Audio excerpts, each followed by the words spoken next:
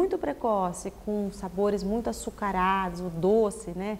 O açúcar, a gordura, ele vai desenvolver uma preferência a alimentos desse tipo. E a alimentação industrializada, ela é particularmente complicada do ponto de vista das doenças crônicas, né? A relação maior que tem, então a criança não vai necessariamente ficar com uma deficiência nutricional grave com alimentos industrializados, mas tem grande risco de adquirir obesidade, diabetes, doenças do coração e idades futuras. Por outro lado, se ele teve contato com uma diversidade de frutas, legumes, hortaliças e com toda a riqueza que isso significa em termos de consistência, de aromas, ele vai levar isso como um repertório alimentar para outras fases do ciclo da vida. O marketing de alimentos industrializados em geral é muito agressivo e particularmente em relação à criança, porque é onde você cria o consumidor.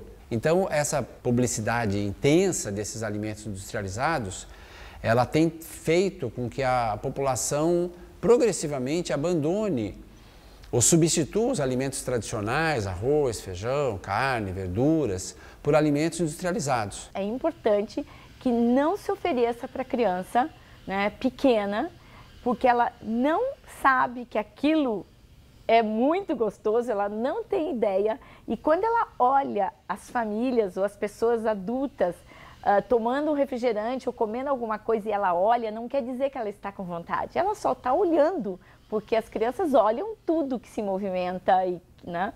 Então é um entendimento do limite que na verdade não é para sempre, né? Porque se ela entender assim, eu nunca vou poder dar, isso não é realidade. As mães hoje em dia também, muitas trabalham fora, então às vezes acreditam que esses produtos podem tornar a vida mais fácil, mais prática, né? E muitas vezes os fabricantes vendem esses produtos realmente dessa forma, né? Como algo que vai melhorar a sua vida. O 9º passo é cuidar da higiene no preparo e manuseio dos alimentos. Também é preciso garantir que os alimentos sejam armazenados e conservados corretamente.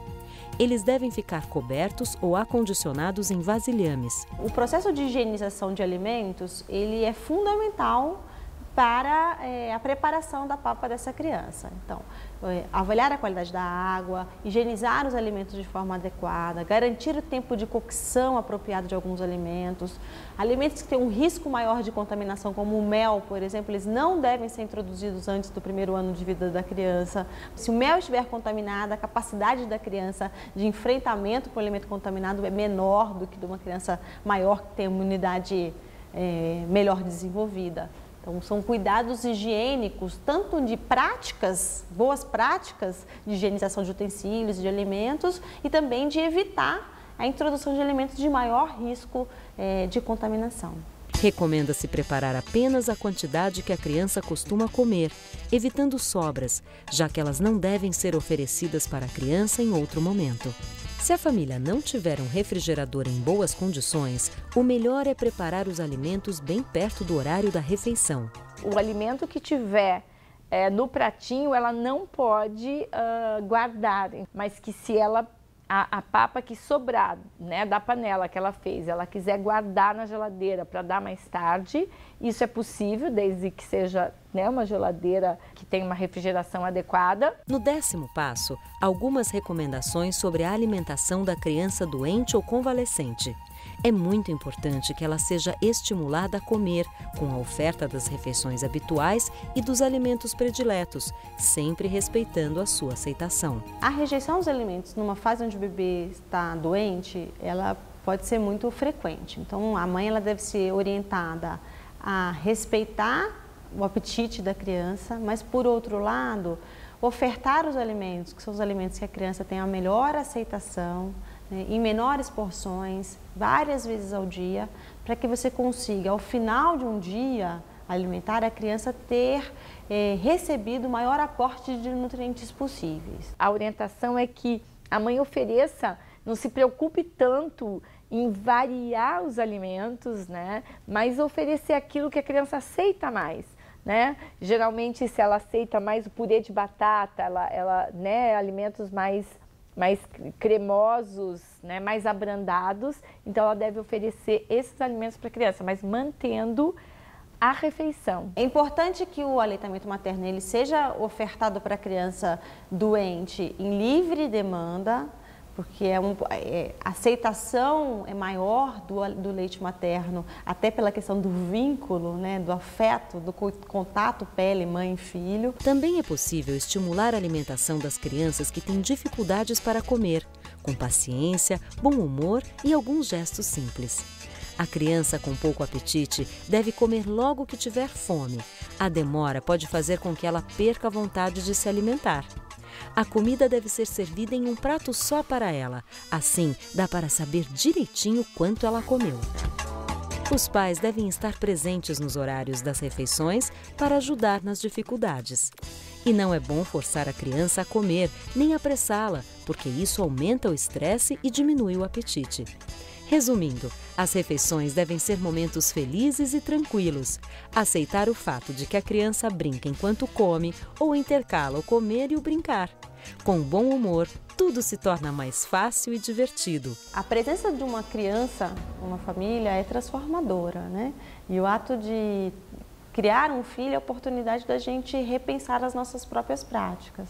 Então, no momento onde você pensa a alimentação do seu filho, você acolhe uma criança no seio da sua família, você também tem a oportunidade de repensar as suas práticas alimentares, né? Então, não é um ser à parte do núcleo familiar, ele é um ser que vem compor esse núcleo familiar. E o bem que você deseja para a criança em termos de padrão alimentar também tem que ser algo desejável para o conjunto da família como um todo. Tanto a promoção do aleitamento materno exclusivo nos primeiros 6 meses de idade, quanto a promoção da amamentação complementada até os 2 anos, ela não só é importante para a criança, né, como ser humano, que tem direito a ter essa alimentação adequada, mas ela tem muitas consequências para o país, para a economia do país, para a sociedade em geral. Porque você vai ter menos doenças, vai ter menos custo com esse tratamento das doenças e você vai ter crianças e adultos mais saudáveis e mais produtivos, né? Então, o investimento nos 2 primeiros anos de vida, tanto da promoção do aleitamento materno exclusivo quanto a alimentação complementada, ele tem um retorno, vamos dizer assim, para a sociedade extremamente importante, né? Por isso que ele tem que ser uma política pública e não alguma coisa que dependa da vontade simples das pessoas, ou enfim, da preferência de cada um, não se trata disso, né? Essas pesquisas recentes, que acompanham crianças desde o nascimento até a idade adulta, estão nos demonstrando uma outra vantagem da alimentação que até agora não era muito clara. É o fato de que uma criança bem alimentada, que não tem retardo de crescimento dentro do útero da mãe, que ela nasce com peso bom e que ela se alimenta bem até os 2 anos de idade, essa criança, quando for adulta, vai ser mais inteligente, porque o cérebro se forma especialmente nessa faixa de idade. Essa criança vai ser mais alta, vai ter mais capacidade física para o trabalho, até se for um trabalhador braçal, vai ser mais forte. Essa criança vai ganhar mais, vai ter um salário maior como adulto. As pesquisas mostram isso sem dúvida, porque ela tem o que a gente chama de capital humano. O capital humano de uma criança bem alimentada é maior do que o capital humano de uma criança que sofreu desnutrição, que não conseguiu, naquela fase crítica de sua vida, adquirir a inteligência, a massa corporal e a capacidade de trabalho que a criança bem nutrida consegue. Ao investir em nutrição precoce, nós estamos investindo no país, nós estamos investindo na próxima geração que vai eventualmente garantir o desenvolvimento social e econômico do país.